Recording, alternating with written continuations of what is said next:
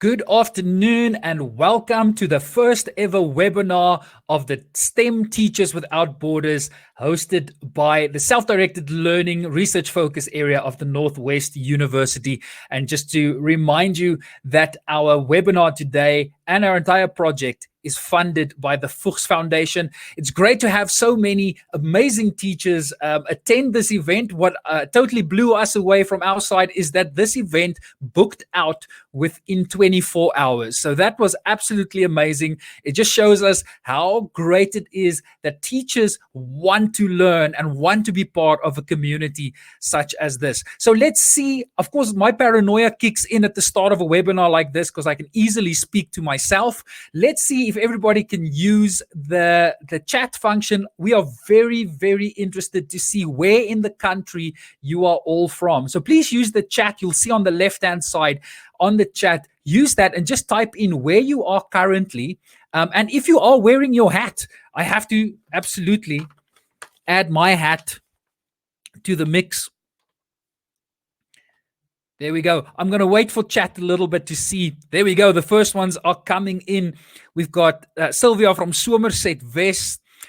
We've got Malebo from Potchefstroom. I get this funny feeling we'll see a few people from Potchefstroom this afternoon. We've got Lianka from Harties, Natalie from Kroonstad. We've got Woester, Johannesburg, Centurion, Kreersdorp, all the way from my part of the valley.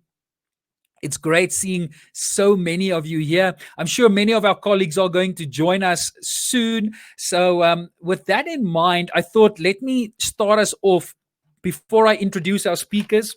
Let me just put my hat down for now. My head is absolutely way too big for the hat that I chose to make for myself. I'm seeing Secunda, seeing Naisna, and hats are on. Kathleen, thank you so much. It's awesome having all of you here. So it's good seeing so many teachers from, I'm hoping that we've got representation from all 9 of our provinces. I'm trying to have a quick look here. I'm not seeing Northern Cape, seeing the Western Cape and Eastern Cape is here. We've got Mpumalanga is on. I'm not seeing anybody from Limpopo yet. Not seeing Free State. Am I seeing anybody from the Free State? But hopefully we are seeing all, we've got representation from all. Oh, we've got Kimberley, so Northern Cape. Welcome. It's good having you here. Great. I'm looking forward to an amazing afternoon of learning with our 2 speakers, Professor Josef de Beer and Professor Neal Petersen. I will be inviting them onto stage soon just to explain to us exactly what the Teachers Without Borders project is. But before we get there, as you can see, this was part of our marketing campaign. Just I thought we would need to market a lot on this event, but it was great that it was all sold out. Well, I'm saying sold out because it's a free event, but fully booked within 24 hours. So thank you for that. We've got Bothaville, people from Bothaville in the Free State. So Free State is representing. I think we only need Limpopo still. And I think then we've got all 9 the provinces in the webinar today. But of course, once again, this webinar, it's free because it's funded by the Fuchs Foundation. So we've got Hoedspruit. So Melissa from Limpopo. I think we've got all 9 the provinces now. That's absolutely amazing. Just to introduce myself, for those of you that don't know me, I am Dr. Francois Naude, and I am a super teacher. I know absolutely how arrogant that sounds when somebody comes on screen or appears in front of people saying that they are a super teacher.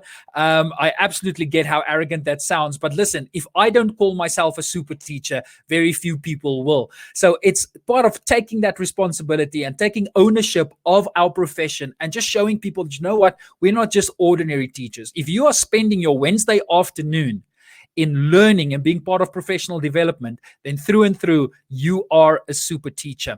So if you don't know me, I host a web series called Super Teachers Unite. What I'll quickly do is I'm going to add, you'll see below my face on your screen, let me just pop it up there. There's a link that says Super Teachers Unite. It is a link to the show. We interview superheroes of education. So people in education that are really making a difference because we want to learn from their journeys. And it's important for us to tell the positive stories about education. There's so much negativity about education, and mainstream media does a lot to bombard us with all the negative things that's happening. But we know what the amazing things are that's currently happening in education. We're seeing these amazing moments in our classrooms every single day. So what I do on the Super Teachers Unite show is I give a platform for people that are really wanting to tell their story, and we learn from them so we all can improve. So it would be absolutely amazing if you can go and follow the Super Teachers Unite movement. We are on all the social media pages. If you click on the link down there that says Super Teachers Unite, you will be taken to a page where you can decide. If you want to join us on Facebook, you can do it there. If you want to listen to it as a podcast, you can do it on either on Apple's the podcasting platform or Spotify, or you can watch it on YouTube. It's totally up to you, but it's great to be part of a community of super teachers. And that's also what we are doing with the Teachers Without Borders initiative and project. Now, that's quite enough about me for now. What I do want to share with you is that earlier this morning, I sent out an email to everybody attending this event. And it's okay if you haven't seen that email yet. But as part of our topic today, we are going to be learning about the Bono's hats, the thinking hats, and how that relates to cooperative learning, and basically how can we use that to encourage critical thinking of our learners and of course of ourselves. And it was cool, in the email I asked, it would be great if you can take a selfie of your hat, of you wearing your hat, and sending it through to our WhatsApp number. Now, these were some of the photos that I got, just showing me that our teachers are ready and they are really excited to join us for today. Now, if you are currently wearing your hat, I would really appreciate it if you can send through a selfie of you with your screen in front of the webinar screen with your hat on, and sending it through to our WhatsApp service. Now, let me quickly put that link up for us so that everybody can come and join us over on WhatsApp. Now, you don't have to be afraid. It's not a WhatsApp group. We are so totally saturated with WhatsApp groups, and I know people don't want to be part of a WhatsApp group. This is not a WhatsApp group whatsoever. We call this a WhatsApp service. So basically, what's the difference? We can send out messages to you to inform you about events like this and make sure that you're a part of the, almost want to say, the early access to great events like this and opportunities within our community. So if you join us on the WhatsApp service, you will be receiving messages from us, but you won't be seeing messages that everybody else sends around. You know that on WhatsApp, if you're in a WhatsApp group, everybody gets your number and everybody can see everybody's posts. This is not the case with this WhatsApp service. When you communicate with us, that's a direct line. It's only you and us communicating with each other. So if you've got any questions or queries with regards to content that we do, or you need any assistance, you can just pop us a message there and we'll try and get back to you as soon as we possibly can. I'm going to put in chat, if you can't click on that link to take you to the WhatsApp service, I'm putting in chat our WhatsApp service number. It would be great if you can send us a selfie wearing your hat in front of your screen, and you can keep on doing that as we maybe exchange hats. It would be great to see our community, because the challenge is when you do professional development opportunities like this, you do a workshop, people are at least together. And I think that's one thing that we miss, is that community and having people in the same vicinity. And we're going to try and mimic that as much as we can by creating some great social media posts in showing how our teachers are really operating. We can be apart from each other, but we can still be part of a community. So it would be great if you could send us through your selfies as you are part of this webinar. So with that in mind, I'm going to hand over to Professor Josef de Beer, who's going to tell us a lot more about what Teachers Without Borders is. Professor, I am inviting you on stage. Let me just unmute you and toggle your mic. Hold on. There we go. I'm going to disappear for a while. I'm going to hand you over to Professor de Beer, who's going to explain what Teachers Without Borders is. Dear colleagues, thank you, Francois. I was telling Francois, I'm so nervous that we have a webinar because, I'm a T-Rex when it comes to this technology. It's the first time that I'm part of a webinar. And I said, what have I done for you to take revenge? And he said, do you remember when I was a master student and you were still at UJ? You arranged a writing retreat for your postgrad students over Valentine's weekend and ruined my social romantic life. So this is payback time by Francois. But jokes aside, I'm really very excited to be part of this. Francois, thank you for setting up this platform for us, this webinar. And I really want to invite you. Francois wouldn't tell you this, but a few years ago, he actually won the National Teachers Award.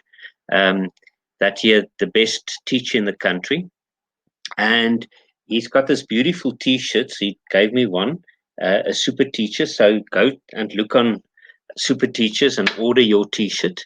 Um, Leah Cocker was the CEO of Chrysler in the United States, and he once said, in a perfectly rational society, the best of us will be teachers, and the rest have to settle for something second best. Because passing civilization from one generation to the next is the highest honor and the highest responsibility a person can have. So, super teachers, colleagues, I salute you because I think you are doing amazing work. And the fact that you have registered for this webinar tells me that your heart is in teaching. And it's really a privilege to work with colleagues, both Neal, that you will meet in a while, and I will also teach, as Francois was also a teacher. And although I'm now more in a research position at Northwest University, the highlight of my day is if I can work with colleagues who are in the coalface of the classroom, busy with teaching and learning. Now, Teachers Without Borders, as Francois said, is sponsored by the Fuch Foundation. Thank you, Dr. Rian Els. And what we try and do, it's not for we do not try to make profits. We will never ask you any money for joining our events. We want to establish a community of practice to support our teachers because what you do is so incredibly important. Now, one of the things that we normally do that we couldn't do this year as because of the COVID-19 pandemic is we present short learning programs of two days for teachers. It's only for STEM teachers, so we work with science, and with science I refer to natural sciences, life sciences, and physical sciences. We do it for mathematics and for technology. So all the STEM subjects.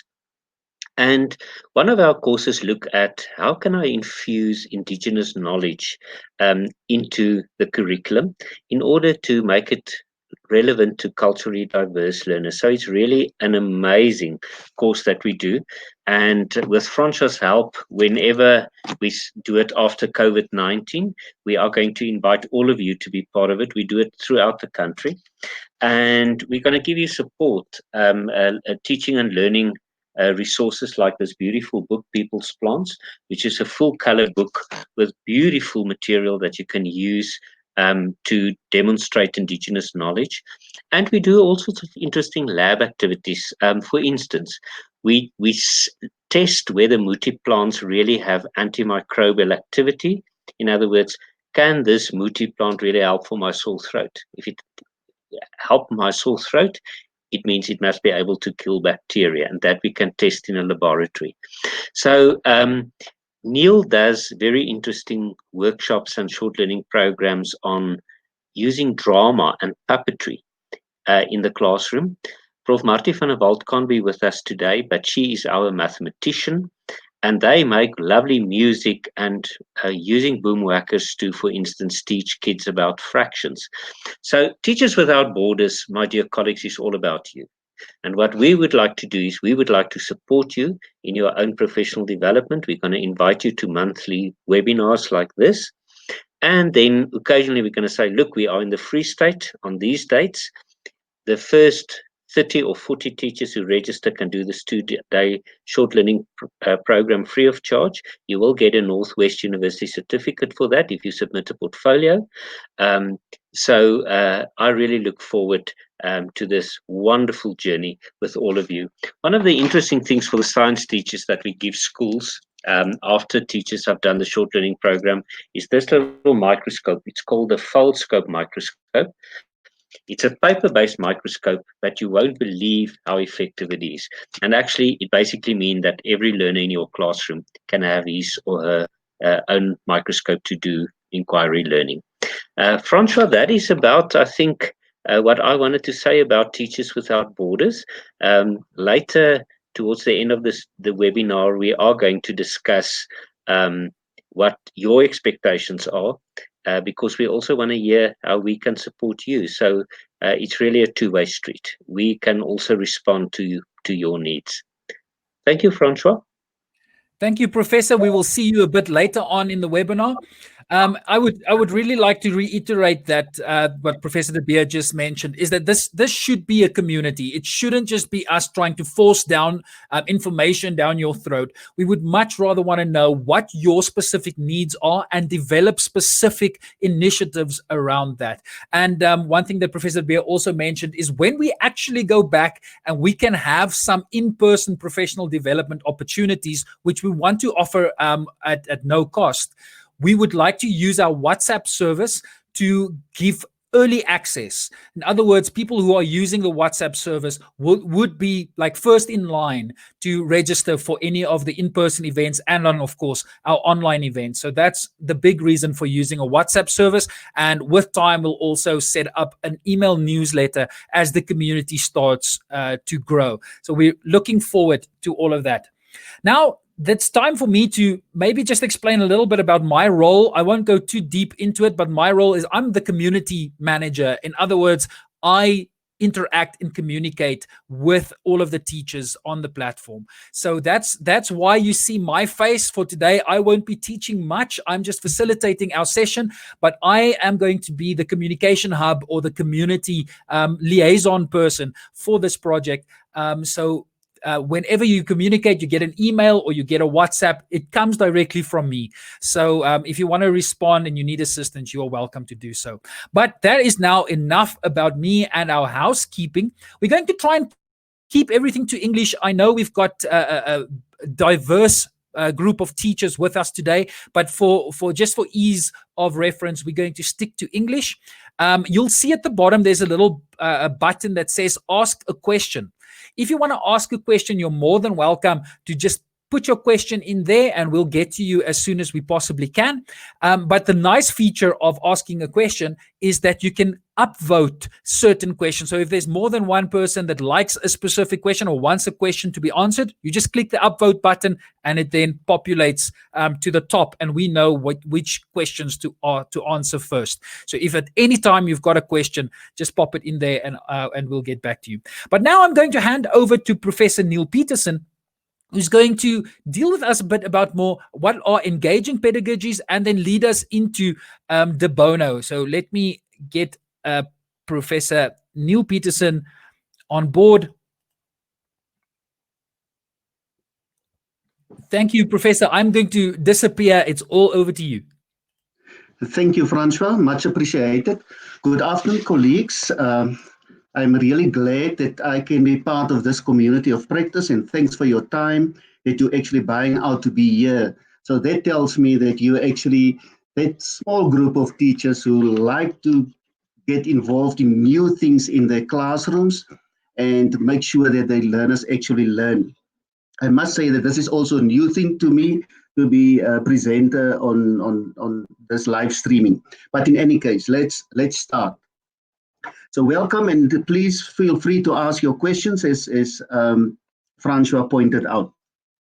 Just to give a little bit of context, the whole Teachers of Borders fall within the unit of self-directed learning at our faculty at the Northwest University. And it means what we're actually busy with in self-directed learning is where we actually want our students and learners in the field to take ownership of their learning. Now, as you all know, that will not happen by chance, that learners take ownership of their learning. And we need to do something. As teachers, we need to create opportunities where learners actually can learn and develop their own skills to be self-directed in their own learning. So therefore, we make use of different teaching learning strategies to develop these learning, self-directed learning skills. And we like to call it engaging pedagogies, which is basically what it said. It's active learning. The learners are involved, but engagement is more deeper form of involvement, because we really want the learners to develop their higher cognitive skills like problem solving, critical thinking, to make up their own minds and to defend it, and of course, self-directed learning skills. So I like to refer to the word toolbox. A teacher needs to have a toolbox of different teaching and learning strategies. For this purpose, I rather call it self-directed learning toolbox, and there are many teaching learning strategies. And some of them are problem-based learning. You will hear a little bit about that. Case-based learning, puppetry, blended learning, contextualized learning. We will also touch on that. And cooperative learning, example, the Bono set. So I will focus on the Bono set as a form of cooperative learning method. But I must also say this, when students come back from school, they usually say teachers don't want these funny teaching learning strategies because it takes a lot of time. I like to say and to see that all of these engaging pedagogies is about one tool that you can use. It's not the tool, but it's about one tool. And of course, we need to move away from choke and talk. We need also to do some of these active teaching learning strategies. So let's proceed to the engaging pedagogies. Thanks, Francois. Francois, yeah. So let's talk about the bonus thinking edge. So it's just a teaching learning strategy. And the idea is to use this as a thinking tool in order for your learners to think from different perspectives. Especially in Afrikaans-speaking houses, we usually come from a point where right is wrong and blue is blue and black and white is two different things, but there's nothing in between. So this skill actually help you to look at the same problem from different angles or perspectives. So how are we going to do this? In the next slide, you can see we will go through what is meant by the different heads. As you can see there, the different colors.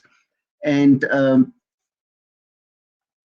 we all have an idea about or an opinion about what's happening currently in the world, in our country, and more specifically to the ban on alcohol and cigarettes, with the hope that it will curb the spread of the coronavirus. So you all have an opinion about that. But let's actually use the Bono heads to see how we can actually think from different perspectives on the same problem. So instead of me telling you the white head just do this and this and this and the red head, let's actually do it step by step. And I want your involvement in this, please, because please ask the questions. If needed, Francois will intervene, and then we can discuss the question or at the end of this specific phase. So just think for a moment, what is your opinion with regard to the alcohol and cigarette ban in our country currently with the lockdown? Now let's start with the first head. I made myself some sort of head, so the mirror. So Francois, if you can just change it. Let me put on the white head. Francois, if you can just carry on. So remember, the purpose of the different heads is to look at the same problem from different perspectives. And the white head actually asks us just to look at the facts as they appear. not, you don't interpret anything. It's not linked to any emotions. It's just the facts about the problem at hand. And our problem at hand is the alcohol and cigarette ban.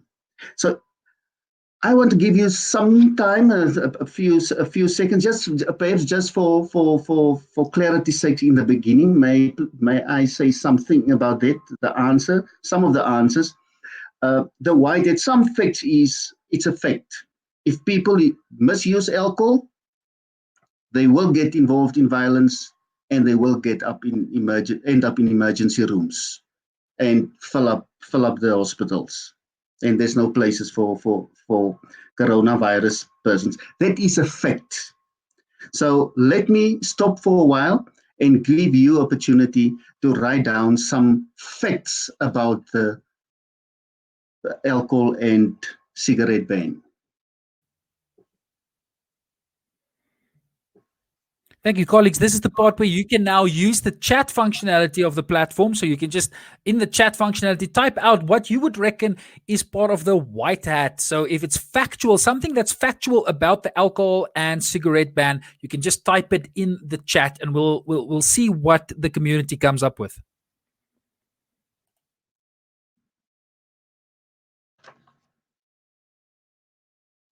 A fact is that many people become depressed, that they cannot smoke or drink.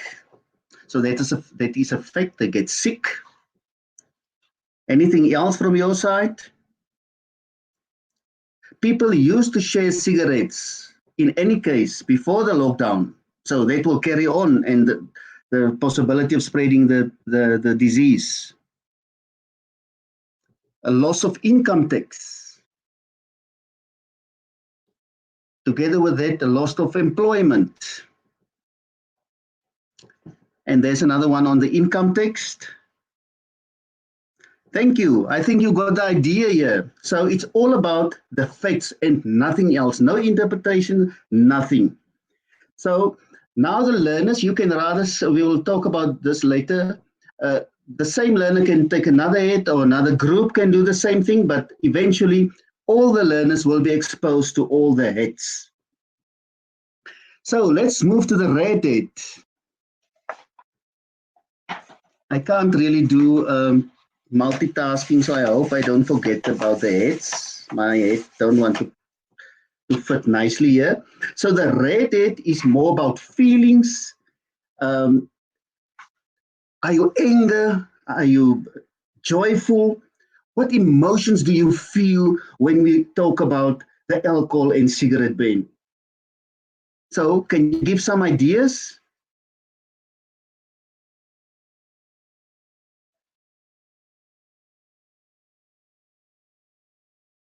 Any more ideas?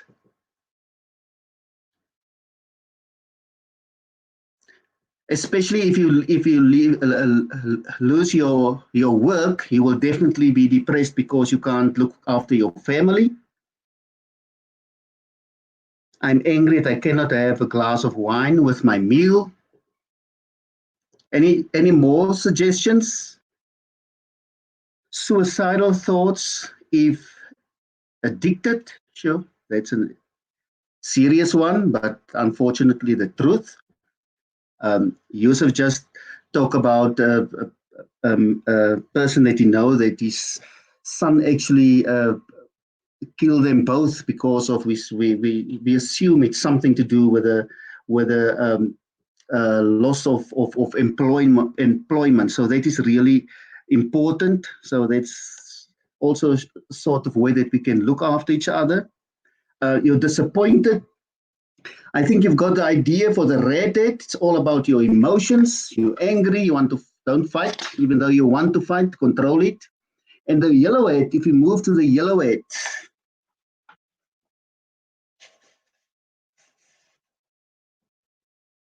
that's more the positive and the sunny head. Look to constructive thoughts, benefits, the value of the idea. It requires the learner to look at the good points and make proposals. And this is also optimistic and speculative. So What is your positive thoughts about the alcohol and cigarette bans? Ban? Any ideas?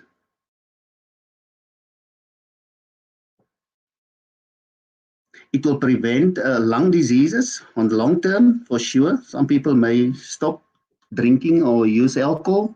Anything else?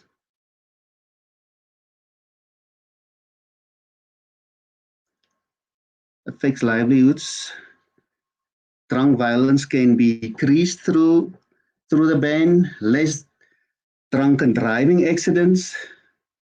Less violence in the car. Many addicts can overcome addiction. Can decrease gender-based violence. So there's a lot of positive things that can happen here. So the students or the learners need to look through another head, and while they're doing so, they do develop their critical thinking skills, but they also talk to each other in a group and therefore defend their own opinions. And that is also a higher order thinking skill that we need to develop in our learners. Let's move to the black head, the gloomy one.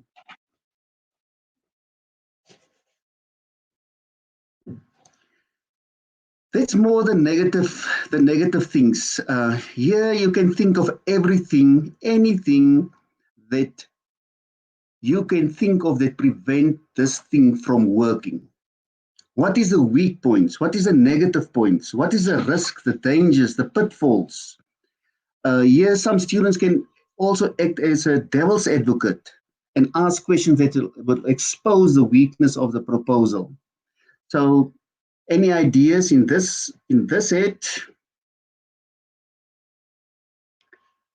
Some more ideas? People will rather now use or buy illegal alcohol and cigarettes, making you a criminal with a criminal record, actually. Our economy is failing. Black market is taking over. Illegal alcohol is being brewed. We know about the people who actually die of alcohol poisoning after the pineapple beer that they make. And the black market will thrive. So that's the negative side of a problem. And we need to look at that because that will assist you in developing or pointing out how you can include strategies to prevent this from actually happening. The SAB retrenches people, so we have a lot of negative things with regard to this. Okay, let's move to growth in terms of the green head.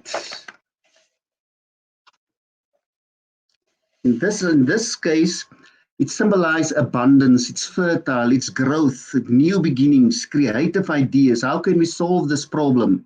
Look for alternatives. It looks for lateral solutions and creativity, innovative suggestions. We know these kinds of heads also make provision for learners with different abilities. Some are innovative, so they like to give new ideas, but others not. And that is why if you use the different heads, you give opportunities for all learners to get involved and participate in the activity and eventually develop their own creative thinking and higher order cognitive skills. So what do you think? What is the positive sides of this?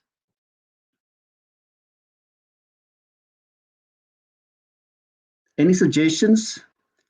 There are many indigenous plants that can be smoked rather than tobacco. Dacha, cannabis, they also have some medicinal value. So Josef, the two of us must get something like that at the end of this webinar. The reality of people that can live without alcohol and cigarettes. So there's a lot of good things that can happen. And I think this one is a good one. We need to learn to adapt. And as life scientists, we know that you have to adapt. So I think we do have an idea about that. And then the blue hat is the final hat. I read a little bit about the blue hat, and I see because it also influences the planning, and it have something to do with structure and processes. Some people like to use the blue hat at the end, but the blue hat is also can also be holistic. So you look at the end, at the bigger problem. Look at all the suggestions that came in and what process to follow to solve the problem, meaning to find answers on problems, and we need to solve it. I don't know if you have any suggestions in this regard. What will the outcome be? What can the solution be for South Africans specifically with regard to the ban? Unemployment, people becoming more resourceful about resources of income. Legally, I think that it will go both legally and illegally. Anything else? So in this case, you want to summarize, you want to get a solution based on all the other inputs and opinions with regard to the same problem. So that in short is the different heads and what it means and how you can use it to stimulate thinking in your classroom. That brings me to the next point that I like to focus on. That the Bono heads is actually a cooperative learning, teaching learning strategy. It's one form or one method. Now I know most teachers don't like to use group work in school because disciplinary problems. It takes a lot of time. It's noisy and all those things. But we like to differentiate between this normal group work and cooperative learning. In group work, each one usually work on their own and they eventually just put everything together. There's no synergy, and it's just a thing that they actually submit. And the focus is on the individuals and not on the group as such. But cooperative learning as a teaching strategy, it's actually where groups of learners, usually small groups of learners, the Johnson brothers tells us that 4 in a group is very effective. And that's the truth. I experienced that. When you use the Bono set, then of course 6 in a group will work in this case. But the idea is that they work in small groups towards achieving a common goal, and not each one their own thing. And the Johnson brothers also say that cooperative learning will only be cooperative learning when they do have the following elements. That is positive interdependence, which is actually the heartbeat of cooperative learning. It's a matter of if we don't work together, we will sink, or if we work together, we will actually reach our goal. So that is the crux of the positive interdependence. And the word inters, meaning that the learners in the group are dependent on each other, but in a positive way in order to reach the common goal. And you need to scaffold or structure the lesson in such a way to make sure that this actually happens. And one way is, for example, resource independence, where you give a piece of material to each individual learner, but they all need to learn everything. So they are dependent on each other for that particular piece of content. And then, of course, they can do role sharing, like presenting, recording, timekeeper, and so on.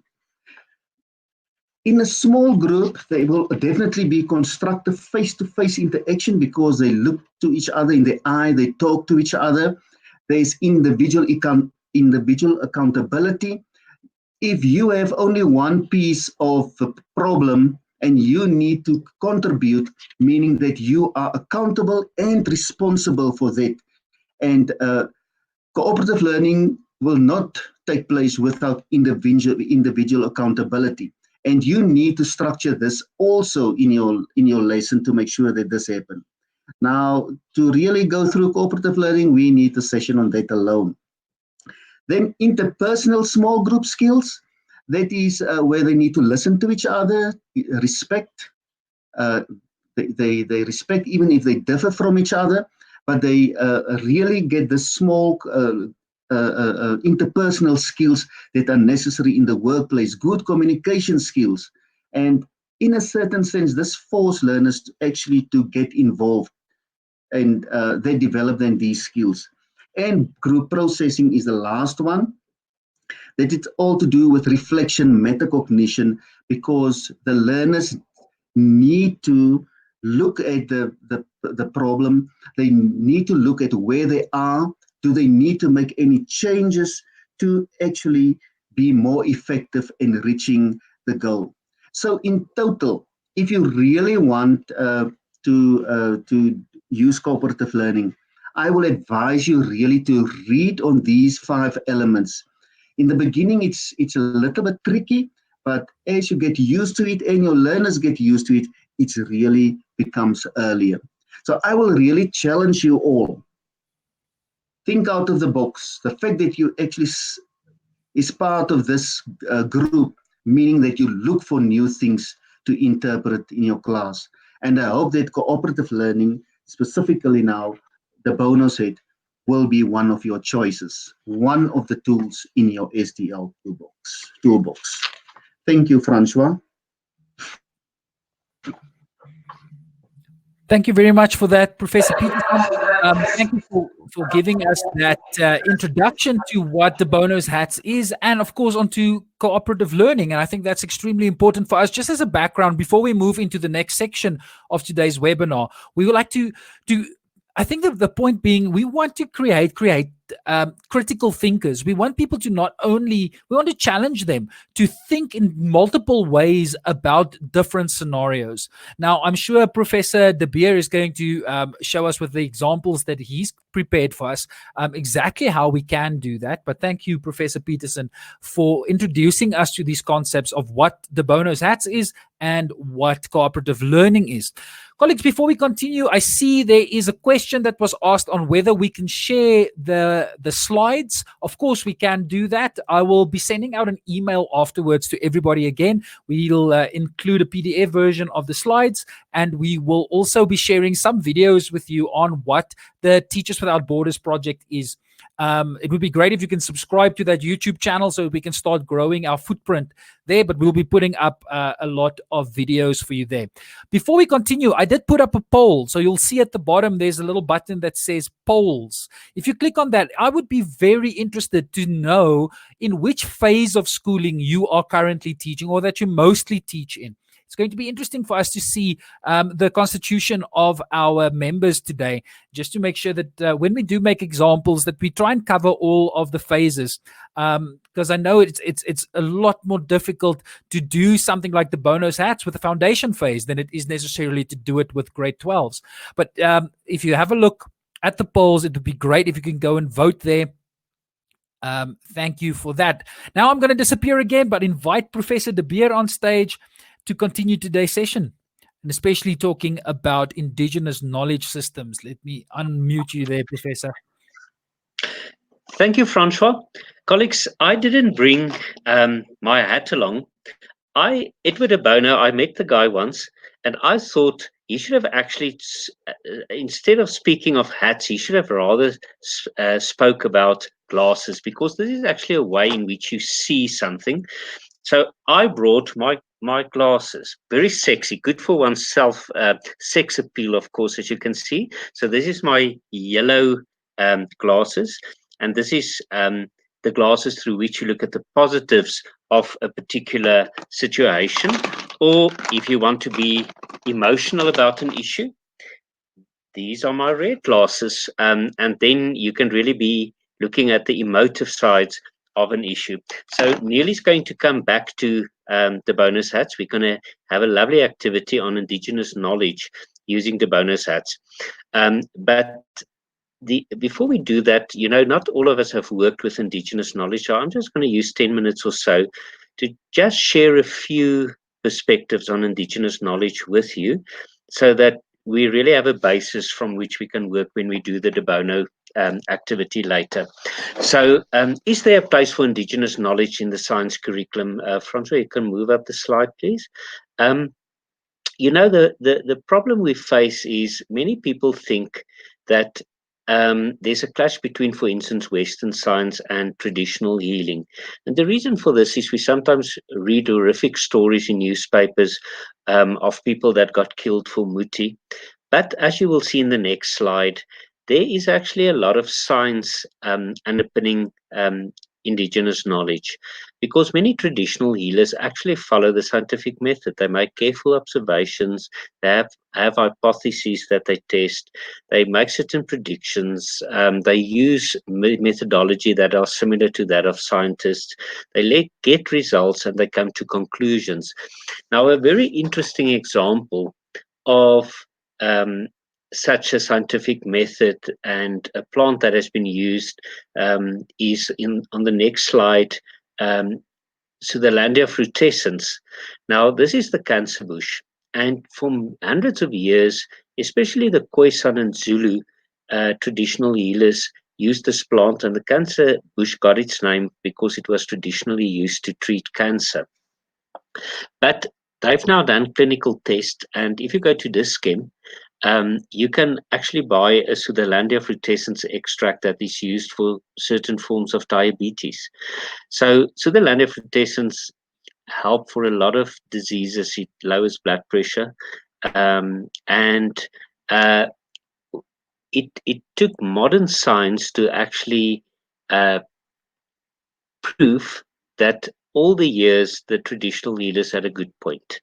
So what I wanted to say, I think we should really not just dismiss it as pseudoscience, but as science teachers really try and do this border crossing in our classrooms by showing kids the relevance of Indigenous knowledge. You can move on, Francois, thank you. Now, I just briefly want to look at, but what is Indigenous knowledge? It's a dynamic and living knowledge base. It can be applied to problem solving. It is transmitted orally. Sometimes it is encapsulated in metaphor. I think the problem for us as science teachers is that it's sometimes embedded in ethics, in spirituality, in metaphysics, in ceremony, and in social order. And this is why some people say, but it's pseudoscience. It is holistic, whereas Western science is often reductionistic, and then it's contextualized, whereas science which is often decontextualized.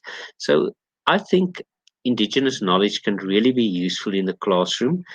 For instance, Prof. Marty van der Walt, that you will meet on one of these webinars still, uses Indigenous games like Muraba Raba to teach mathematics concepts, and immediately kids relate to it because it's something that they know.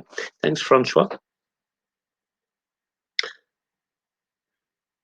Now, there's a lot of things, and this is what we will do in the short learning program. You can do an interesting classroom project in ethnobotany by starting a classroom herbarium. And as you can see in the next slide, learners can actually engage in wonderful ethnobotanical surveys, where in your community, the learners can actually go and find out from people what are the plants that are traditionally used by different cultural groups for medicine, for food, for arts and crafts, and they use a lot of scientific skills in doing so. Firstly, they need to identify the plants, so they do a bit of taxonomy, and they're going to actually record it, so that you're going to teach them how to do interviews with people. They're going to quantify this. You will see in the next slide that there's a lot of indices that have been developed, like the Ethnobotanical Knowledge Index, and the kids can learn about different fields of science by engaging in such an ethnobotanical study. The plant there on the slide is an interesting one. That is Hoodia cordoni, and some people used to use it when they went hunting, because they had to run 4 kilometers and they couldn't take food and water with them. And they actually ate pieces of this plant, and it suppressed their appetite, and it's also, of course, a source of water. And they could go for long distances without having to drink water or getting hungry. Now, what is interesting, people then thought, we're going to make a lot of money from this because we're going to put it in diet pills. Now, if you look at my physique, you will see that eating Hoodia is not helping at all. The thing is, Pfizer actually did make Hoodia pills, but it doesn't work. You need to eat it. They've realized that just as you will not chew cigarettes, you smoke it because the chemicals go to the brain and have an influence. The same applies to Hoodia. Francois, we can move on. Now, many of you will know Wainwright, Ruta graveolens, which is used for treating cold and headache. So this is a really interesting activity where learners can engage in to see what their grandfathers and grandmothers used in terms of medicinal plants, and something nice to explore in natural sciences or in life sciences. You can move on, Francois.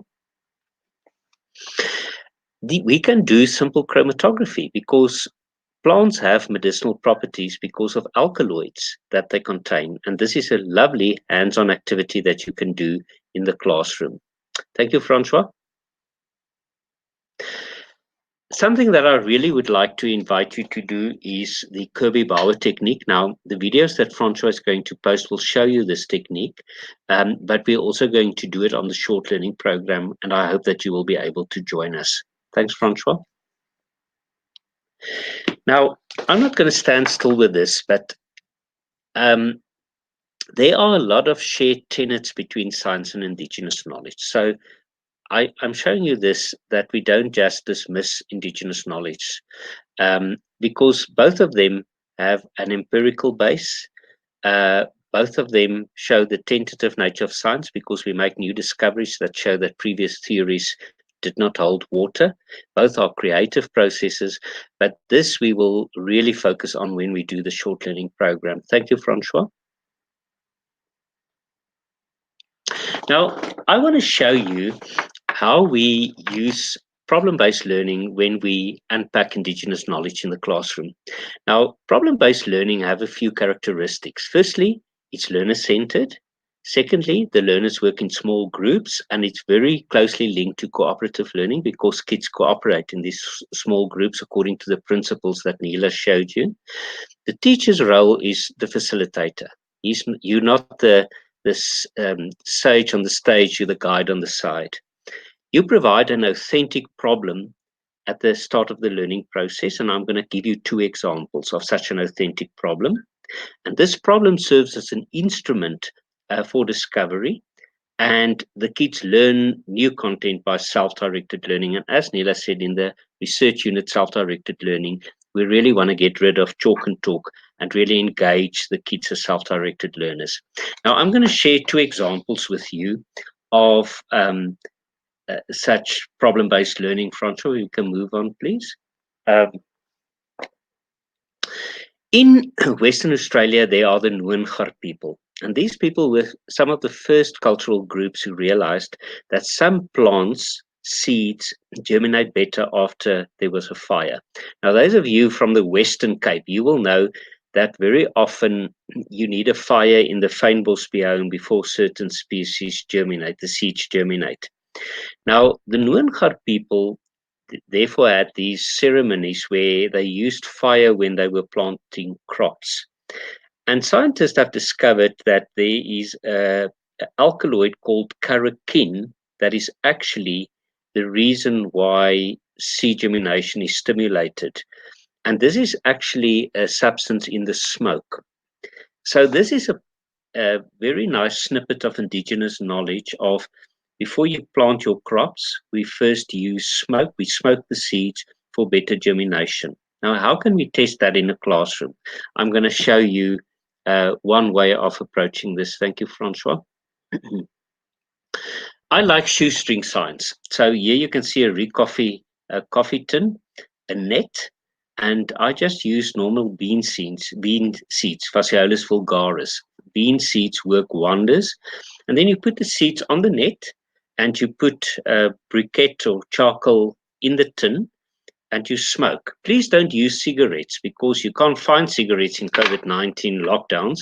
But secondly, we introduce another variable, namely nicotine, and the influence of nicotine on seed germination. So use a charcoal or a piece of wood, and then you have an experimental group where you expose seeds to smoke, and a control group, of course, are seeds that were not exposed to smoke. Now, do you think we're going to see a difference?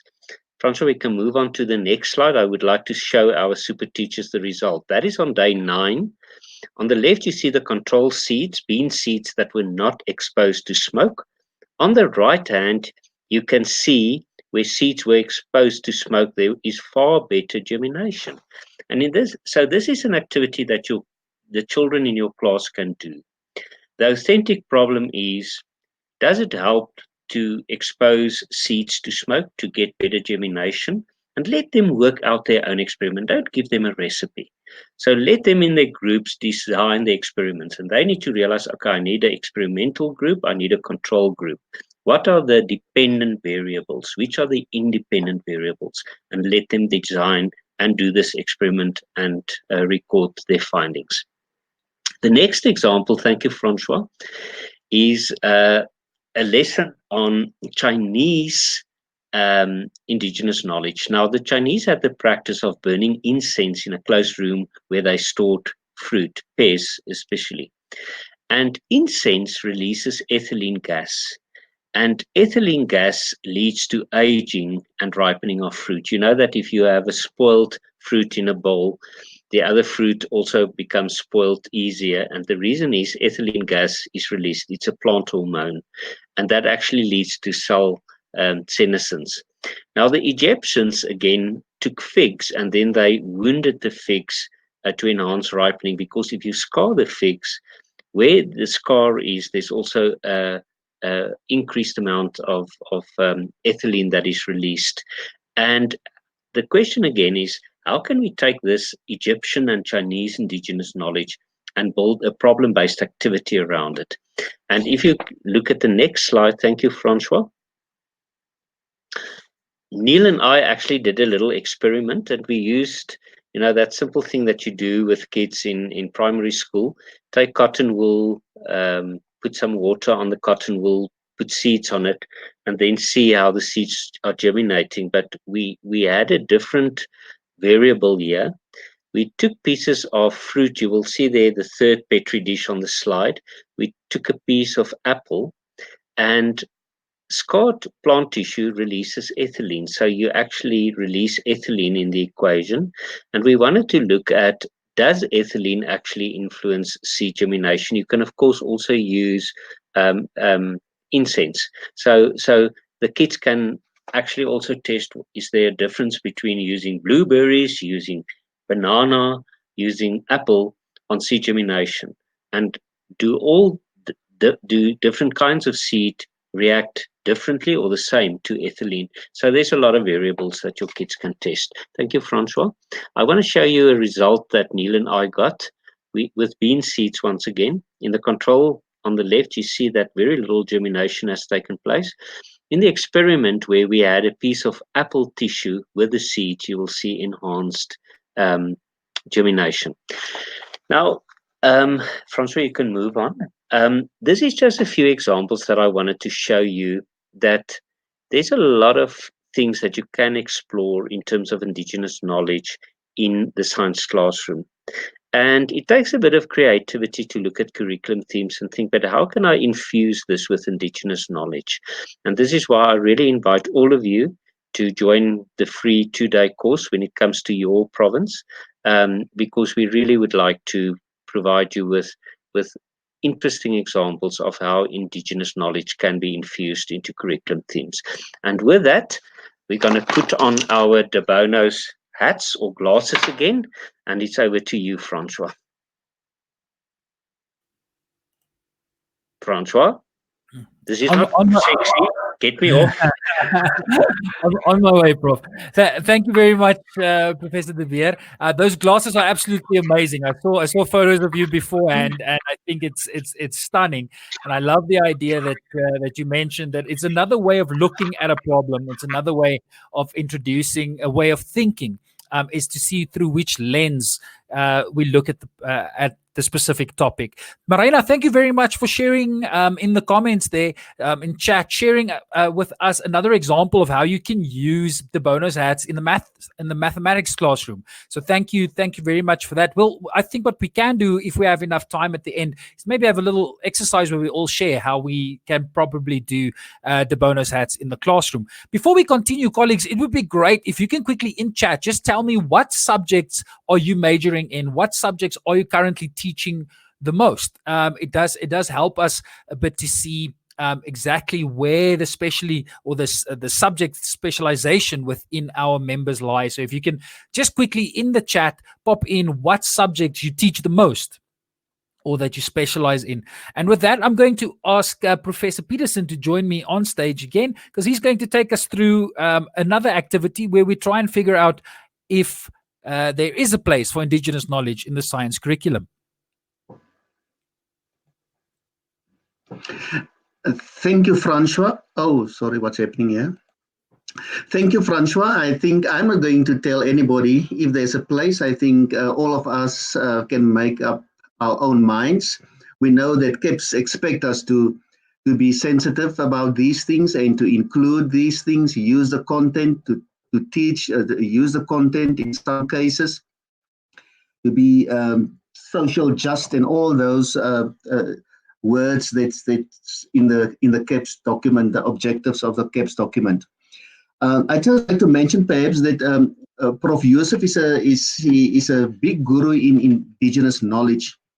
He is actually kind of mad because he submitted a second PhD on Indigenous knowledge. So please watch out for him. Watch out for the short learning programs because we learn a lot from him. Thank you very much. Colleagues, what we're going to do now is just look at or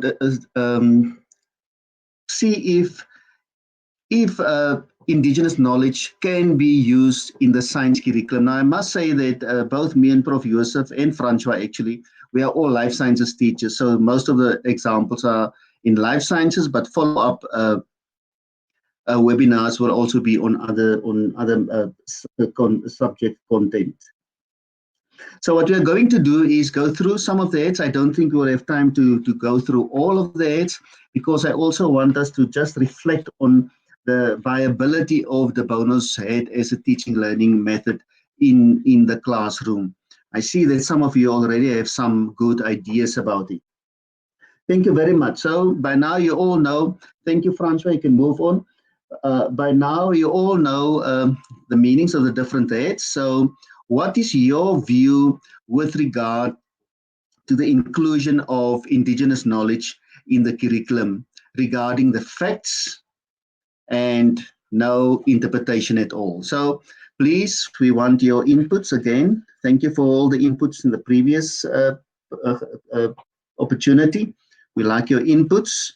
So what do you think about Indigenous knowledge in the science curriculum, the facts? Anybody? Inclusion of IK can make subject content more relevant for different cultural groups. A fact also is that we can, if they learn from each other, they also develop respect for each other. What you don't know, you don't respect. But if we learn each other's about our different cultures and practices, we might also develop some respect amongst us. And what Prof say there is, of course, relevant. If it's relevant, it will definitely assist in the learners keeping the content knowledge that they actually learn. It will be retained much longer. Anybody else? I agree. Somebody says Shakespeare loves killing his no, I will not pronounce that word now because I will struggle with poison. In any case, Salome say it's so funny. In any case, let's go to the red head. What is your emotions regarding Indigenous knowledge? I can say one thing that, especially at the time when I started to work with Indigenous knowledge, most people see it as a black thing, and which is not, because we all have indigenous knowledge. We just need to embrace it. So that's definitely some of the red. Any other suggestions? I like the idea to include themes that will be close to South Africans themselves and more away from other countries. That's a good one, and that means we need to read about all these things and look at programs that actually give us some ideas to do this. IKS is a pseudoscience, it's not real science. Some of the people we work with actually tell us that there is no place for indigenous knowledge in the science classroom because it's pseudoscience. But we do believe that from a contextualization perspective, we can actually decrease the cliff between Western science and indigenous knowledge. My indigenous knowledge is limited to my culture. That's true. Somewhere, somehow, there's a question. I think the last slide will ask you, can you think of any professional development goals? So the person who say my indigenous knowledge is limited to my culture, that is of course true. But as a teacher, we can't enforce our cultures on the whole class. We need to create an opportunity where all the learners in our class can feel safe to voice their own practices. And we as teachers need to create a safe environment. In Afrikaans, we talk about geborgde omgewing. So that is what we should do. Thanks for that comment. Learners should realize all our medical knowledge originated in one's traditional knowledge, very true, and most of our learners don't know that. And that will also develop a sense of belonging in our learners. Thank you for the comments. Let's go to the yellow head. Thank you. Any sunny positive sides that you can see? I think we mentioned some of that already. We can learn from each other. I feel that my kids don't actually have much indigenous knowledge. I think it's in a sense true, but it's also perhaps because we don't open our minds about our own cultures and where we actually came from. If you can just think of biltong and koe, baked beans, where did that start actually? So there's a lot of things, if you can go back in all our cultures, there are something that you can actually link to. And then, thank you. The yellow hat, what follows is a black hat. Francois, thank you. Any comments on the black hat? Oh, I can perhaps say also, I can actually mention it's not part of my, it's against my religion. That's why I don't want to talk about IKS in my class. It's toerdery. It brings other perspectives. Lifelong learning is encouraged. So there's a lot of bad things, but also we believe the work that we do, if we use indigenous knowledge as context, that we can actually reach some of these goals. The green hat, some positives you can think of. Francois, I think we do more or less have the idea of the different hats. We are mostly life sciences, so I'm sure that you can think of a lot of ideas in terms of your own subject and how you can actually do that in your classroom with different learners. Therefore, I will rather like us to move to the slide discussion, the Bono as a teaching strategy, Francois, if you don't mind. Or if you want to say something first, Francois, you're welcome. Thanks, Prof. No, I think it's good. It's good. Let's move on to the discussion on what do we think about the Bono's teaching strategy? I think so. We can ask a question. So what? Why did you actually attend this? Did you learn something here? Do you think it can work in the classroom? So let's give some attention to some of these questions. I think the first one, which curriculum themes are best suited for the use of the Bono heads? I'm wondering, do you perhaps have an answer to that? If you can post some answers on those questions. What themes will be the best? Definitely not suitable for photosynthesis. I think the emphasis will be here on the controversial issues.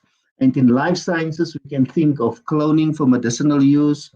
We can think of the human influence on the environment, sustainability, those who have jobs and those who don't have jobs, and those who are against development, others for development. There's just no right and wrong answers, and you will sit with these learners in your classrooms. So this is a good place to do things like that. Anything that is controversial with no right and wrong or one answer. What are the advantages of this teaching strategy? Any suggestions? I think from my own personal experience, growing up, we're not used to give our own opinions. That was just not part of my growing up. And a lot of learners sit in your class coming from the same backgrounds. And here is an opportunity for them to really voice their opinion in a safe environment, hopefully, and you need to make sure that other learners respect it and defend their views. Critical thinking, problem solving. This is an important one. They think rather than to parrot, rote learning, just memorize, papegaai style, as we call it in Afrikaans. Disadvantages. Can you think of any disadvantages? It's actually a great method to discuss in a life sciences class when it comes to work like environmental studies, or even in English. It's another one in English when doing literature to help learners to analyze the literature. Any disadvantages? What will be the black hat here? Any disadvantages? I can think of two. Time. We don't have time to do that. That's what we hear from our students when they get back from practical teaching. This is what we hear at the university. So some of our colleagues who also rather stay with the traditional teaching method because of the time, because you don't cover all the content. And we need to move away from to cover all the content. It will take a lot of time to prepare. Disagreements between the different holders. It's a good one because you need to scaffold and structure it in such a way that it creates and develop respect for each other. Control might be lost or it's unbalanced. You must agree in the beginning when you start doing things like this, there might be some form of, it seems like disciplinary problems, but the more you do it, the more tools you actually put in place to make sure that it is a noisy, effective, structured learning opportunity, not a silent one. And the last one, how can the Bono be used in a cooperative learning approach? I'm not sure if you do have any suggestions about that. Remember now, when you do the Bono, you need to make sure that all the elements of cooperative learning need to be present during that lesson. I use it to give learners roles, example, timekeeping, person who gave feedback, etc. So you can use it in groups of 6 in your classroom, or you can actually divide the class in 6 groups. So if it's 6 big groups, if I may say that, each one get a head. If you do it in smaller groups of 6 learners, then each learner actually have his own head. And that's a way to do it. If I perhaps can say something about the positive interdependence and individual accountability. What works well in lessons like this, if they work in groups of 6, for example, in this case, each one will get a head, but each one need to prepare their own opinions. So in the classroom, you will give, for example, 5 or 10 minutes, depending on whatever you want to do, and ask that learner, each learner, to just think about his or her head. Another way to enforce that is to reinforce that is actually that you can ask 2 learners with the same head just to share ideas. So what happened in that sense, you know that that learner actually knows exactly what's going on with regard to his head. And when they give feedback within in the groups, they can now easily actually explain what does they actually want to convey in the group, and the same will happen to the others.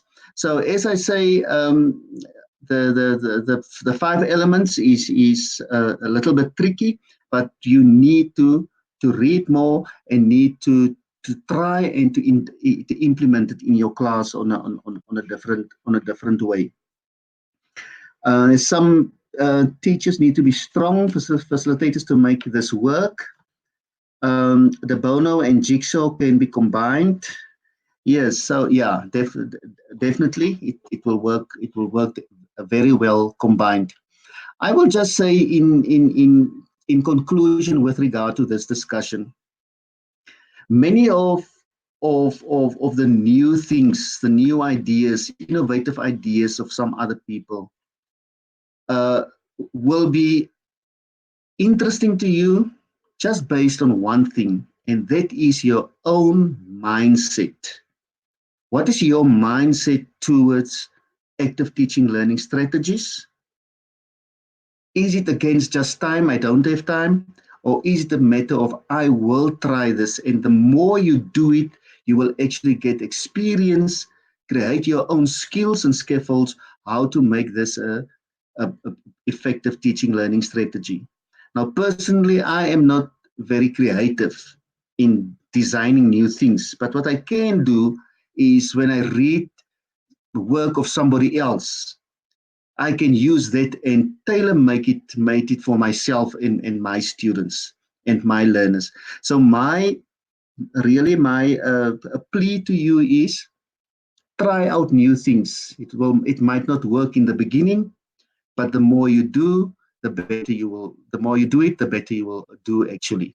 So it's a trial and error process, and I believe when a kid are involved in their learning, they will definitely learn something.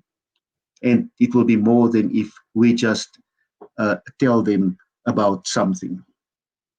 There's the last thing that I want to read here, then Francois, you can take over. Using the jigsaw strategy, you can divide learners into groups of 6 members. So thank you, colleagues. It was nice sharing some of the work that we do with you. And I really hope that you will find it helpful in future. Thank you very much for that, Professor Petersen, and to everybody that participated in our discussion. What I would like to do, maybe we do have a few minutes to have question and answer sessions. So if anybody in the comment would like to ask some questions, we can facilitate that.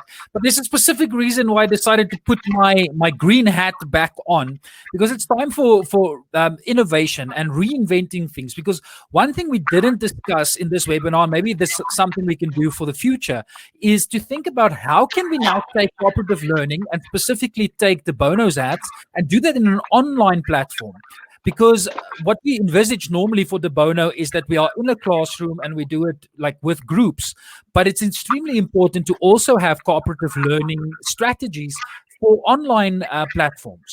So maybe if any of our teachers here can suggest ways in which we can use the Bono. Of course, I've got my ideas on how to do it, but I'd like to see if anybody in the comment section can suggest any online platforms or apps or anything that you think we can use to facilitate the Bono's hat activity. And then while we also do that, if you've got any questions for us, quickly pop it in there. We've got about another 10 minutes. So let's see if there's any questions that we can answer for you. And then in the last 5 minutes, we'll have a quick discussion on what your developmental needs are. What are the types of webinars you'd like us to do in the future?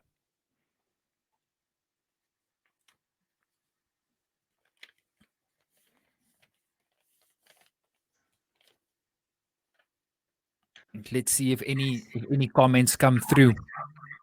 But I must commend Professor de Beer and Professor Petersen for their first webinar ever. I must tell you that they did feel a bit anxious in preparation. But they absolutely hit it out of the park. And the way in which I explain it to them is that, you know what, a webinar and a function like this is exactly the same as you would have done a professional development opportunity or workshop in a classroom situation. Now you're just doing it to your computer. But they absolutely did amazing. So thank you for your presence here today. I'm not seeing Francois, it's very difficult to sit and explain something. Yeah, that does make it difficult. If you sit, then you're really a lazy teacher. And now we're forced to sit in front of a camera, so it makes it very difficult. But I mean, in a world where we have to teach online, it's something that we need to get used to. I mean, that first, when you were the first year teacher and you had to stand in front of the class, that was also quite daunting and created a lot of anxiety. Now it's just a new modality, and we need to get used to this. It's like driving a car. The more you do it, the less you think about it necessarily, and it becomes second nature. So, but thank you for your availability today. Of course, once again, thank you to the Fuch Foundation for funding this project and for assisting us in inviting so many teachers into a webinar.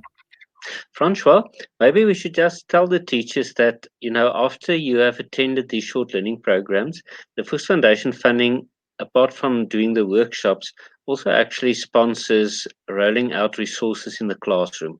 So, you know, these little microscopes that I showed you, these foldscopes, we roll that out in schools. We have beautiful posters. We've got boom whackers for the maths class.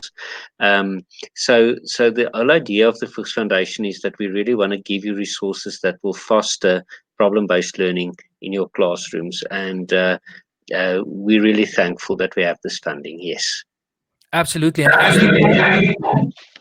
as we I'm wondering whether but it's not a problem. Whenever these opportunities become available, we will, of course, communicate that to everybody, first of all, on the WhatsApp, and then we'll communicate it on the other platforms. So please make sure, if you haven't yet, please make sure that you send a message to the WhatsApp group, but then also just save that number as STEM Teachers Without Borders. I see we've got Jocelyn saying, I would think any visual meeting platform like Teams or Zoom would be fine for the Bono's hats discussions. Learners can find their own hats to wear. Just like we did today. We asked everybody to wear their hats. So like we did with the webinar today, we can use the same platforms. So that's definitely one way of doing it in a synchronous way. But there's also ways of doing it asynchronously. I don't know whether you've ever used Google's Jamboard. Jamboard is a nice way of, it's basically using sticky notes.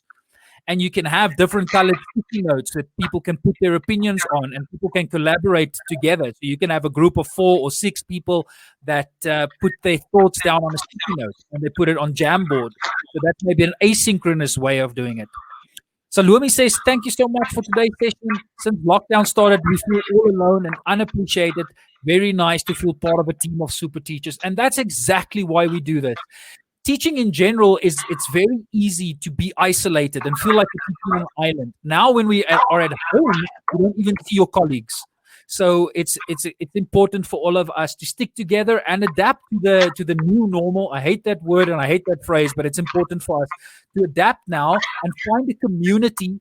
And the nice thing is, and you'll see this from us, we can actually have an international community of teachers, and we'll be working towards that and combining our efforts with our colleagues in other countries to bring aboard to bring aboard more perspectives. So we're really looking forward to working with our international colleagues on events like this as well.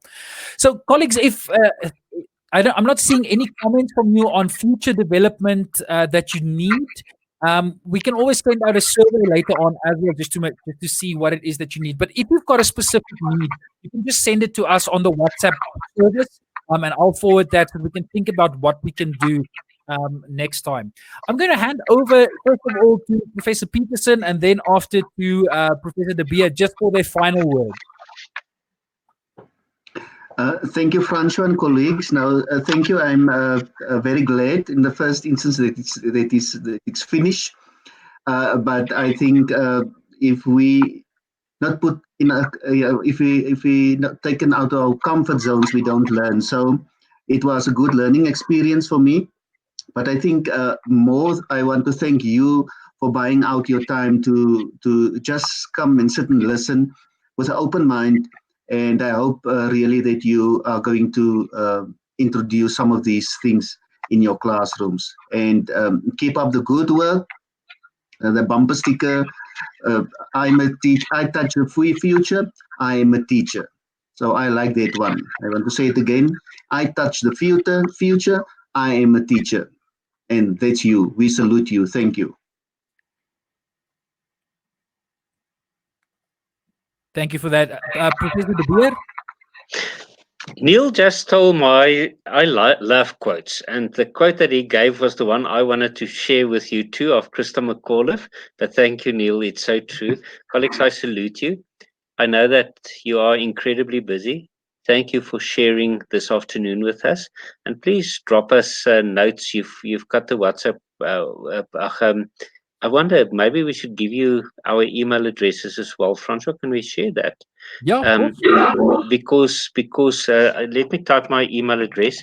So if you have any ideas for professional development, I'm sending you in the comment note my email address. See, I can't multitask.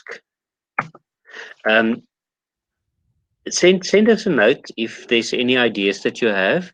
As I've said, we have limited funding, but we can really engage. There's wonderful things that we can do. Some of the stuff that we've done in the past was to take some teachers to the African Center for DNA Barcoding at University of Johannesburg, where they do a 2-day program on using the BLAST program. Have you ever wondered, when you go to Ocean Basket and you order salmon, whether you actually get salmon? What if it's just a cheap hake? And the reason, or the way to find out, is to do DNA barcoding. And it actually shows you how the whole process works and how you can actually become a forensic expert by doing science. So there's a lot of cool stuff that we can do. But Francois said at the beginning, we don't want to have a top-down approach and think what we think your needs are and then build a program around it. We would really want to have a bottom-up approach of you as the clients telling us we need this. And then we go and look for the expertise to help us with that. So it will really be a privilege to walk this journey with you. Thank you for that. If I can just say, and we typically leave this to the end of the webinars, is that you can claim CPTD points for attending a webinar like this. So please make sure that you claim your type 1 CPTD points. You can claim an hour and a half of attending today's webinar. So please make sure that you do claim your CPTD points. And as we said, you now have the email addresses to both Professor de Beer, Professor Petersen. I also included mine in there. If you ever need anything, you can email us. But I'm a much more I'd say I react quicker on WhatsApp than I necessarily do on email, because emails gets flooded very, very soon. But thank you very much for joining us today. We are looking forward to this journey with you. Please tell other people about the STEM Teachers Without Borders. We'd really like to grow this community and make an impact in education, not only in South Africa, but make an impact on it globally. So from our side, thank you very much for attending, and we'll be communicating with you either via our email and our WhatsApp service. Enjoy your afternoon, and we'll see you next time.